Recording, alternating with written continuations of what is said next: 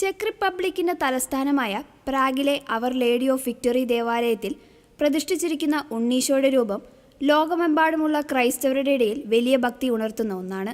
14-ാം നൂറ്റാണ്ടിൽ സ്പെയിനിലെ ഒരു സിസ്റ്റേഴ്സിയൻ ആശ്രമത്തിൽ വെച്ച് ഒരു സന്യാസിക്കുണ്ടായ ദർശനപ്രകാരമാണ് ഈ തിരുസ്വരൂപം നിർമ്മിക്കപ്പെട്ടതെന്ന് കരുതപ്പെടുന്നു. പിൽക്കാലത്ത് വിശുദ്ധ അമ്മ ത്രേസ്യയുടെ പക്കൽ ഈ രൂപം എത്തിയതായും പറയപ്പെടുന്നു.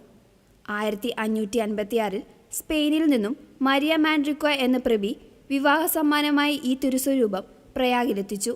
പിന്നീട് അവരുടെ മകളായ പോളിസേന രാജകുമാരി ഇത് കർമ്മലീത്ത ആശ്രമത്തിന് ദാനമായി നൽകി.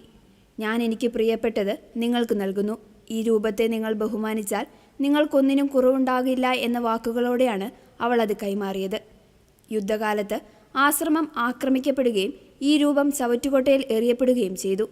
വർഷങ്ങൾക്കു ശേഷം സിറിൽ എന്ന വൈദികനാണ് കൈകളൊടിഞ്ഞ നിലയിൽ ഈ തിരുസ്വരൂപം കണ്ടെടുത്തത്. രൂപം കണ്ടെത്തിയ ഫാദർ സിറിൽ പ്രാർത്ഥിച്ചുകൊണ്ടിരുന്നപ്പോൾ ഉണ്ണീശോ പറഞ്ഞ വാക്കുകളാണ് ഈ ഭക്തിയുടെ അടിസ്ഥാനം. എന്നോട് ദയ കാണിക്കുക, ഞാനും നിന്നോട് ദയ കാണിക്കും.